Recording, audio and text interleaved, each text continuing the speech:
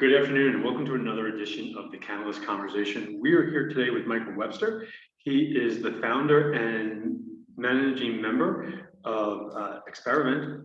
Michael, how are you? I'm well, thanks. How are you? I'm really good. Michael, tell us a little bit about what this is and what you're working on. So Exspiravit is we are a licensed social equity cannabis operator in the state of Michigan. We are specifically licensed in the cannabis consumption event space, which was a license they created, sort of low-hanging fruit, to sort of targeted towards folks who were just easing into the regulated cannabis space. So it was kind of low-hanging fruit, a way to stick your toe in the water. So, but we've since realized the tremendous potential of the license and have leaned in, so to speak. And so what are sort of the social equity elements to this? So I like to fashion myself as a wounded walking veteran of the war on drugs. I'm a recent transplant from New York. The New York cannabis market, while it was on its way, it was taking its time maturing, and Michigan presented probably the closest regional opportunity for me. So I came here, and strangely enough, Michigan is what, the third largest market in the U.S.? Third largest market. Who knew, right? Yeah, fascinating. I feel like I've planted my flag. I mean, I didn't exactly look at the map and throw a dart, but there were a couple of other choices in the region, and you got lucky. Yeah. I feel like we made the right choice here.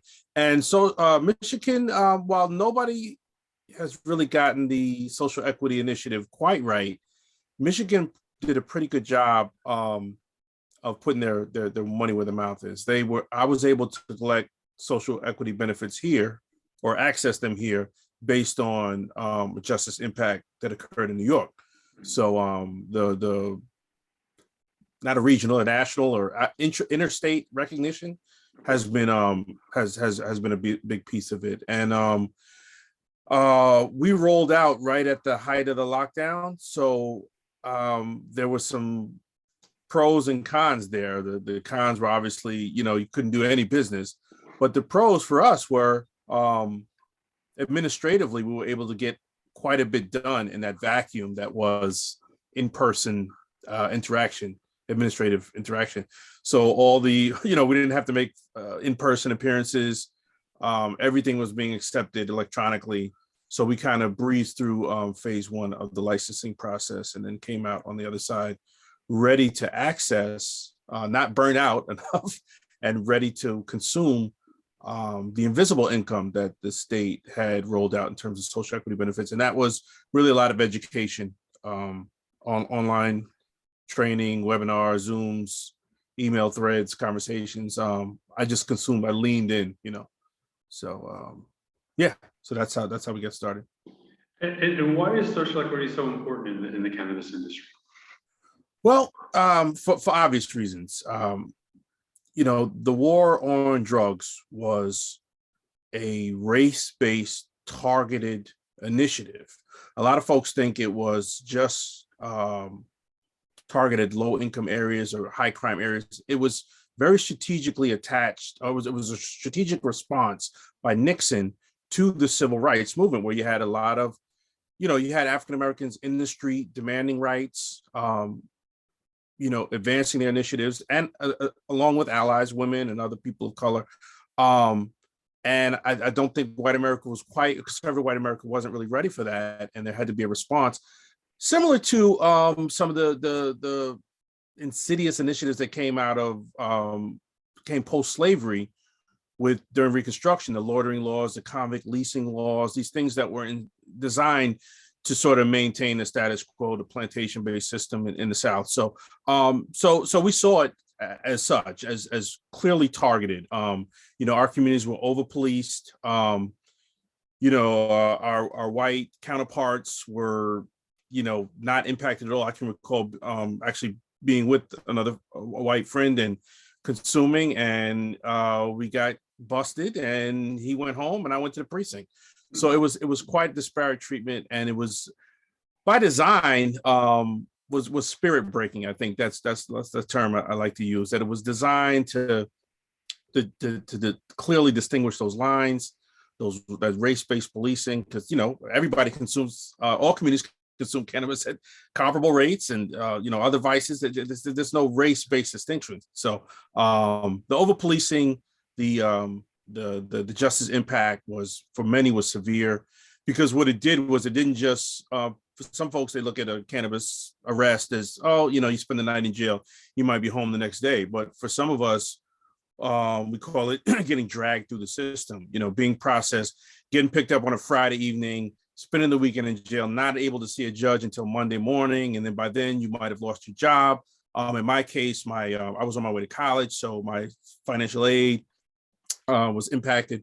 For some folks in my community, access to public housing and other social benefits were interrupted. So it was quite devastating. So to the cannabis industry's credit, they have recognized a need for redress and repair, and that if they don't force that initiative, they don't force Black and brown people and poor white people and women and other marginalized groups, force us into the space in a healthy way, then that vacuum will be filled by CPG and MSOs and other big operators. So so it's really important, and a lot of states are working towards getting it right. But I think New York has the best chance right now, because they have committed to the $200 million social equity fund, and for a lot of us, that makes a difference.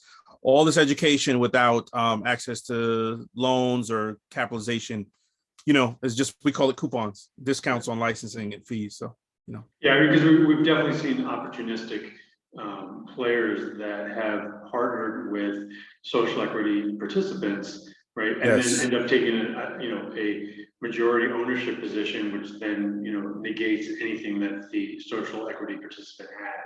absolutely, Patrick. I use the term predation. There's predatory lending, waiting just on the other side of the pasture. When we run that gauntlet as the licensure process, which isn't easy by any measure, no matter what license you're going for, and to get through that successfully, and to be met by just the most vulturistic of predatory lenders and investors who are, like you said, just setting us up to fail. Those were shark infested waters that I think some of the early wave of social equity operators, weren't warned of that, couldn't predict it, and got turned into chum. But those of us who came the second, third wave were a little bit more aware, and we've been able to navigate those waters. But definitely a lot of predation out there. And Michael, remind us again, what kind of license do you have? So my license is formerly the marijuana event organizer, now referred to as the cannabis event organizer, because we all know the history of the term marijuana. But cannabis event organizer, and that license only allows me to apply when I'm a small class of individuals in the state who can then apply for a temporary marijuana permit, temporary marijuana event permit, which is something that can be held for 1 to 7 days and features two big things, and that is on-site consumption and licensed retail sales. So we get to partner with other dispensaries, retailers, micro business operators, and can actually legally retail at the event. And so this makes you an event promoter? Yes, I like to think myself as more of an event promoter, but more of a producer. I think promoter limits the scope. As a producer, I am involved in designing, managing, and executing an event. And not only that, but partnering with individuals who are seeking out that intersection between cannabis and entertainment, and powering their event. So bringing their vision to life. So yeah, we envision something much greater than a promoter, but definitely fit in that box in terms of ability to promote an event and get the word out. And you've not yet had an event, is that correct? No, our inaugural event is scheduled for June 18th of 2022. We're at the IMA Brookwood Golf Course in Burton, Michigan, where we're doing greens on the greens, cannabis, golf tournament. And does golf get better after consumption? Say again? I said, does your golfing get better after consumption? I'm not a golfer. This was again some low hanging fruit. There was some intersectionality there. Some other folks had done some Canada golf events, so we figured a good place to strike. But from what I understand, it's far more common than you would imagine. I just some sports you can see sort of a natural fit. I just didn't with the I've tried to swing a golf club before, and the idea of consuming and then trying that, I don't know, but apparently it's a great compliment. And then folks are so another thing we're doing is we're trying to supplant alcohol, or at least pair, get into some of those spaces where alcohol is the accompaniment to certain entertainment or recreational activities. And so I know golfers, they know they carry cooler on the cart and have beer, and so we figured why not? Why shouldn't we enjoy a place there too? So, but for what I understand, it enhances the game. So we'll see. Yeah, I'm not a golfer either, and I've only experienced golf after several six packs, and it doesn't get better, but you care less. So I think it bakes in a nice excuse for those golfers whose game could use some improvement. They can blame it on the alcohol, or they can blame it on the cannabis. But I just imagine we make it the idea of being out in a lush, green, expansive space and consuming, sounds attractive. Yeah. Yeah. And with that, are you able to have events with both alcohol and cannabis, or do they need to be separate? Yeah. So great question. And something that I think served as an impediment to a lot of folks pursuing this license, because there's an assumption that with the high amount of regulation in the space that you can't pair the two. So we had to really dive deep into the regs, and the regs say that as long as the venue owner has a state or local liquor license, then they are allowed to serve alcohol. I, however, cannot be a conduit or facilitate the sale of alcohol. And I think it's it's kind of a silver lining, because not all of our attendees and guests consume cannabis. Some are there for the actual activities of the event, and the idea of it being dry can be, like I said, an impediment. So we're glad to find that. So now we seek out venues that have that hold some type of liquor license. And then there's also, I think you got to get a little creative, but I think there's, in some cases, you can partner with the 501c3 that is eligible for a temporary liquor license. So, but yeah. And so, beyond the golf event, tell us a little bit about what you're planning and how these events will unfold. Sure. So with the low barrier to entry in the cannabis event space, we knew we had to bring sort of a different model to this, or it would be nearly impossible to separate ourselves from the competition.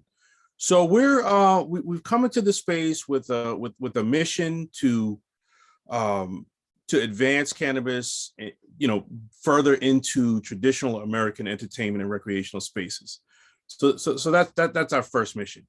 But we also realized that in order to, become the adult in the room, the brand that people think of and ask for when they're considering a consumption event, that was going to take a little bit more work. So what we're doing is everything from marketing blitz to redundancy. I'm overstaffing at my events just so I can collect data.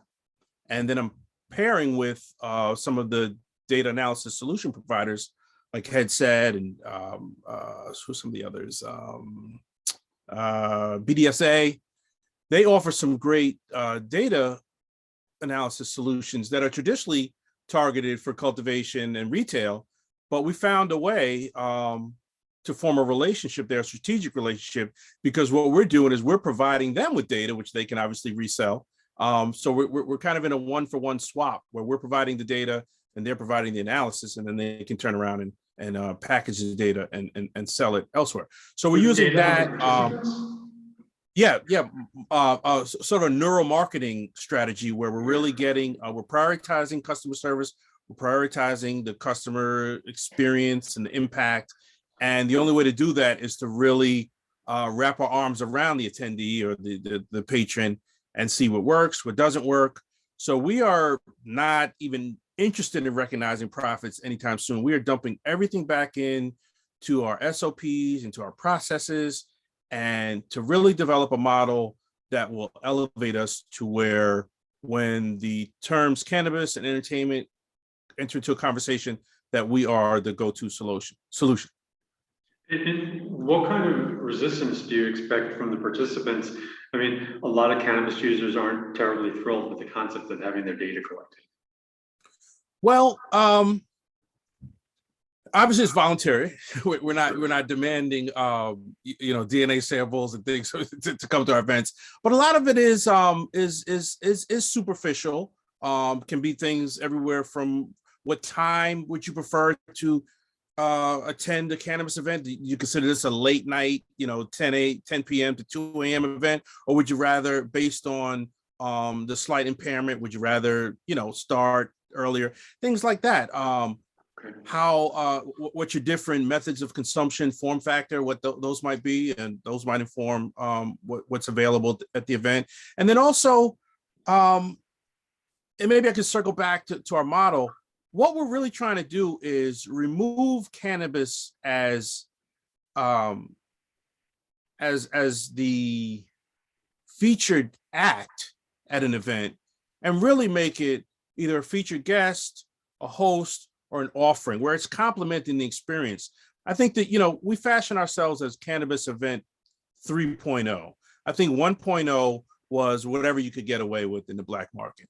I think Cannabis Event 2.0 was corralling 5,000 people into a fairgrounds, a stage set up for cannabis-friendly artists like Snoop or, someone like that. And then people just combust.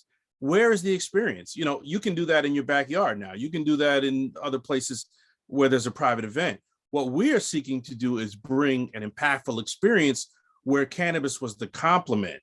So you're left with just an impactful entertainment experience as you are a cannabis-driven experience. So that's really key to our model, is meeting the client or the patron at the edge of their imagination, limited only by resource and again imagination. If they want to go hot air ballooning, we can do that. Just removing, and I think by removing the focus on cannabis in the way it traditionally has been, you create an event where people can enjoy and really normalize the presence of cannabis, and it doesn't become this kind of weird thing like, oh, they were allowed to smoke weed there. Like, no, we're just, we're easing it in. So that's I think I would equate it to, if you're going to outside lands in San Francisco, you don't go to outside lands, primarily to drink beer, but it's nice that it's there, right? You go there because of the bands, you go there because of the music, but the fact that there is alcohol available, it enhances the experience if that's what you're looking for. Absolutely, that enhancement, and we just feel like there's a vacuum. There's for so many years, for so many decades of prohibition, we've missed out on the normalization of cannabis. I think if we hadn't endured prohibition, I think cannabis would have found its way not only to our entertainment sectors, but far more advanced in medical and wellness treatment and mental health, and I think we'd be a lot further down the road. So beyond the golf event, tell us a little bit about what other type of events you hope to have. So before I do that, and that's a great question.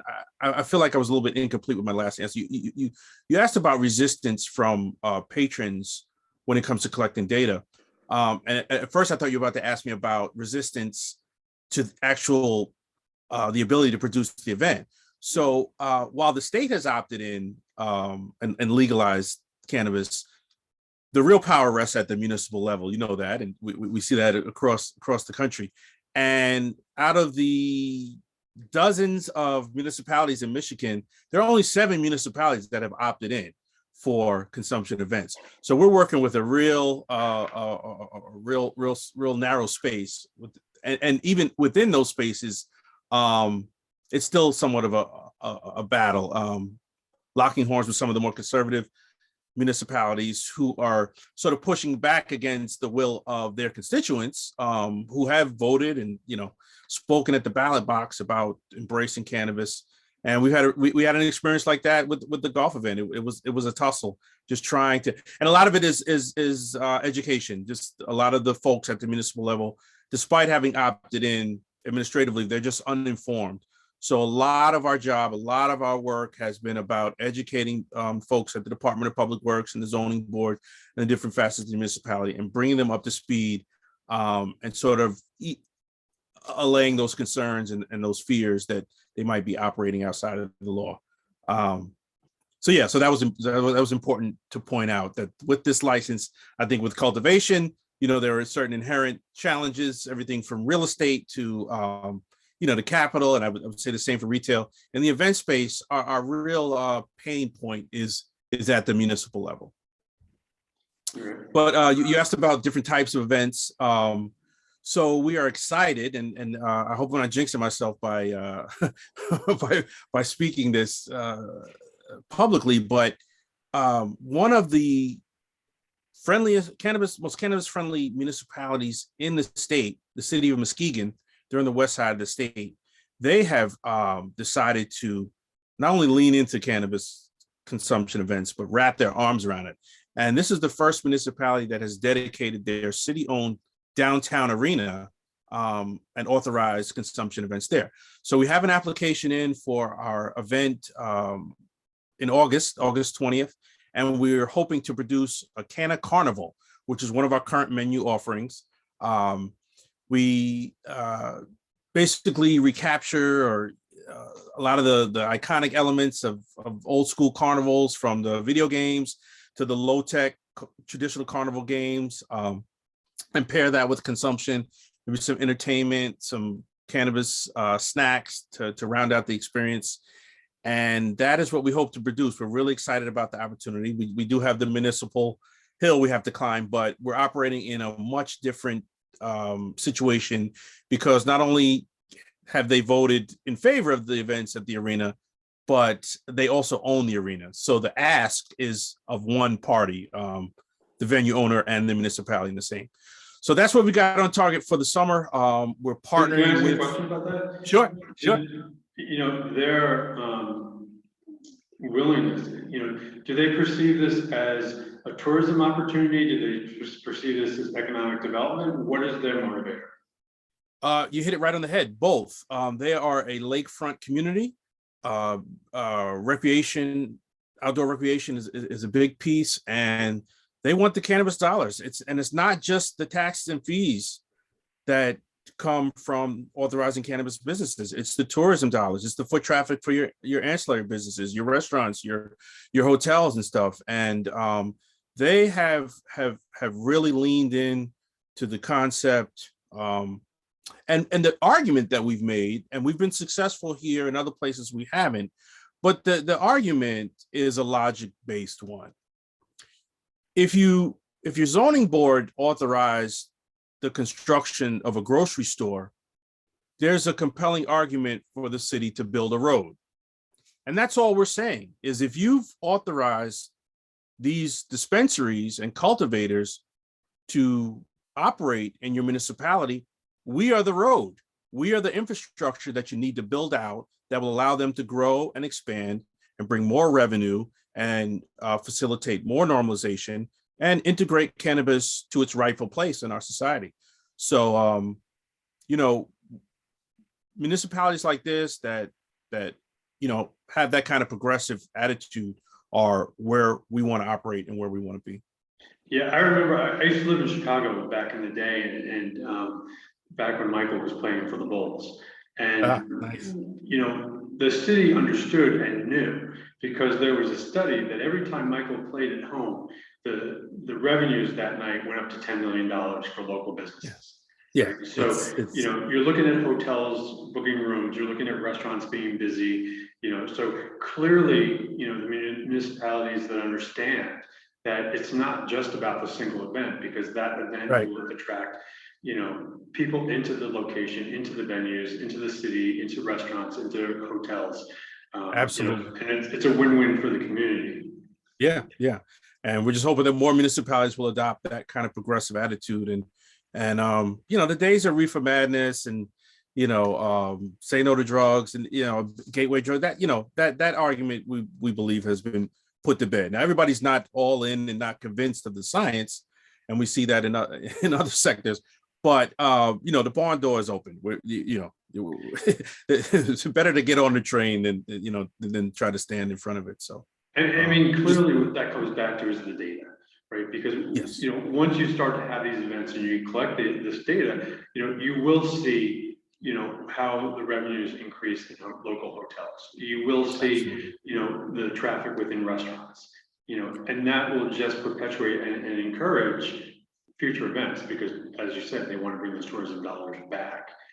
Yeah. And a lot of, Michigan, like a lot of Midwestern states, former manufacturing hubs have been devastated by, the economic impact of globalization. I'm not an anti-globalist or anything like that, but for lack of a better term, we know a lot of these factories have packed up and moved to China and other Mexico and other places, and there's a lot of blight. For instance, Burton, where we're holding the golf event, they are located right next to Flint, Michigan. And we all know the history of Flint. And Burton and Flint share the same infrastructure, the same water pipes. Flint got all the federal aid. Burton got $0, nothing, not a penny. And how that happened, I don't know. But they found themselves in a position where, GM wasn't generating the revenue there, and roads were crumbling, and schools were deteriorating, and cops weren't being paid, and teachers were, fleeing. So they had to do something to generate that revenue, and that's why they, supposedly leaned in to cannabis. I'm not sure if I talked about the 4 categories here in Michigan. There's opting out, that's obvious. There's not opting, which is a huge category. There's opting in with caps, and then there's opting in with no caps. And obviously opting with no caps on any of the license categories, you're positioning yourself as, extremely cannabis friendly. So, and that's what Burton did. So the idea that some of the older folks and, who used to run things weren't terribly pleased about that, there was some friction, but they're seeing it as a revenue generator, and other municipalities are recognizing when the municipality next door is hosting events or hosting other cannabis operators, and you're just leaving money on the table by opting out. So, we're looking for that domino effect because, again, out of all the municipalities, it's still only Detroit. I think they'll be announcing something today. They may move to number 8 on the list of municipalities that opt in for events. So. So we're hopeful, and that'll be a huge market. The Detroit market, once that opens up, that's like a major urban center will be very active in the Detroit market. Michael, because we share other venues and places where we chat, I've heard you speak before, and one of the things that you mentioned is down the road you want to be the Lollapalooza of cannabis events. Yes. Tell us about where is this going? Yes. Where do you want to take? So we took. I recently brought on Greg Hill as my CMO, and he's well known, renowned brand specialist, and through his vision and the OC Canna networking group, I was able to kind of see past the borders of Michigan. I think a lot of the states operators are still in silos, and it's very difficult. We aspire to MSO, multi-state operation. But it's kind of difficult with the changing landscape and some states coming on and, some states being landlocked, like I call them, surrounded by non-cannabis states. It's difficult to envision a national brand, but over at Brand Birth, they got me to appreciate not only the ability, but the viability of becoming a national brand. So that made me look back, and I thought Lollapalooza was once a little festival, and Coachella, these things were small, started out as small festivals. So we feel like if we follow a similar path and pay attention to scaling, I think there's a lot of temptation in cannabis to kind of smash and grab. People get, access to cash, and then it's difficult for them to think long term. But again, I mentioned we're not even looking to recognize profits for a couple of years. We're looking to dump everything back in, and I think with our strategic partnerships scattered throughout the country, from New Mexico to California up to Washington, obviously New York and New Jersey. There's opportunity for a national festival. So we can only hope that the feds Jay-Z will have a come brand, cannabis brand? Does say again? Jay-Z have a cannabis brand? No, I'm sorry. I said Jersey, No, New but, Jersey. but I Oh, know that, does but he? I was asking. Yeah. Sorry. No, I don't think he's producing. I think he's sort of behind the scenes in the way he usually is, injecting capital, getting revenue. I know he's actively supporting at least one. I think his wife has played at Coachella, right? Yeah.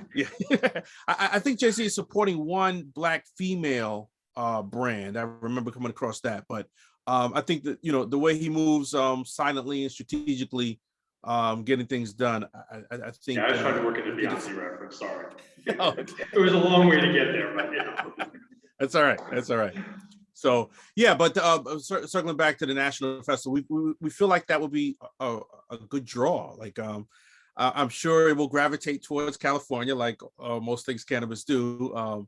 But something on the order of Lollapalooza or Coachella. You're saying New York's going to be bigger than California. Yeah, I think the New York market, and people ask me why. Why is there more potential in the New York market? I think just because of the condensation, particularly in the city and the boroughs, and it just really downstate in general. I think there's just going to be, there's already, probably one of the strongest legacy of Black markets built in. And I think New York is doing the things that's going to encourage a lot of those operators to come out of the shadows. So I think you're going to have a robust operator market, which is going to bring choice and opportunity and variety to customers. We actually have some long-term plans that are looking like shorter-term plans, maybe medium-term plans, but there may be a shot. I talked about it in the last event we joined together. But there's a shot at a New York retailer's license that we're going after, and we're looking to really revolutionize that space, because every state, they stood up dispensaries, and I'm not going to say they're run of the mill, but I don't think anyone is really seizing that opportunity in a new market to change the game or bring that kind of branding. So our goal is to something that we discussed in the last OC Canada group network meeting, is to really, in a demonstrable way, depart from the traditional indica sativa hybrid classifications and really have a public-facing educational model or marketing model that introduces our customers to terpene profiles and cannabinoids, and being able to isolate their desired product based on the science-based impact. So they want energy. We're definitely moving towards that. Yes, and we that's started out. We were encouraging. just so happy to have product that we didn't care. We're like, it's product. Yeah. So we're not quite at the branding stage yet. I mean, there's plenty of brands out there, but one of the challenges that I think still remains is that the consistency of products in the dispensaries. A lot of times, one of the challenges that we see routinely, and where you're in Europe, we see this a lot, is that if I find a product that I like and I go back 2 weeks or a month later, it's not there. Right. There just isn't the consistency availability yet. So it's hard to be loyal to a brand that doesn't, isn't available. Right. So until we do see the wave. Yeah, we do see the brand wave moving east. And I joke with a friend when we were growing up, New York was the epicenter for music and fashion and pop culture, and things would move westward. And we joked that our friends in LA and on the West Coast were the last to get their music. And obviously this is before digitization and, global access to things, but they would always, it's the reverse with the cannabis. The East Coast will be probably the last region where the brands take hold and drive sales. I think the South will be the last. Oh, yeah. Okay. I guess I was talking about a east to west trajectory, but yeah, it's kind of hard to even consider the South. And although, I'm encouraged by the idea that in every state there are purists, genuine cannabis operators who care about the plant and the potential, and despite having to work in the shadows, that they are balancing out their operation with advocacy and social equity initiatives to try to get the state to change its position. But some places, will just get. And it's odd here. Our neighboring state, Wisconsin, has absolutely no medical, no recreational. And I have a friend who's in the Upper Peninsula. He's got about 7 dispensaries up there. The Firehouse brand, and he's planning to open another dispensary right on the border, and he's about an hour away from Lambeau Field. So the idea that he can draw 2 million customers from who just have to drive an hour, and there's it's hope. like I used to live in Oklahoma City for a while, and there were some dry counties, and you knew when you were at the edge of the county because that's where all the other liquor stores were. Yeah. Like all the gas stations right before the off ramp onto the highway. Yeah. Same model. Yeah. Well, Michael, we very much appreciate your time today. We're excited. If folks want to learn more about what you're doing, where can they visit you? Yeah. So our website is exspiravit.com. That's EXSPIRAVIT.com. We're on Instagram as Exspiravit_solutions. And we're on, I'm on LinkedIn, W. Michael Webster. And we hope to be ramping up I talked about that marketing blitz we were coming up with. So we will be a dominant presence on all platforms of media and any space that we can get the word out about, because we're not just self-interested in our brand, but we are great caretakers of the space. We believe there's tremendous potential in the cannabis event space, and we feel like we have a duty to not only be good stewards of the opportunities, but to really build that space out for the greater good of the cannabis community. So, well, Michael, we appreciate your time. We look forward to really exciting things. We wish you the best on the golf outing and future events. We'll be paying attention, and obviously we'll be seeing you around. So again, thank you for your time, and thank you for joining the CannaList conversation. Thanks so much. It was a pleasure.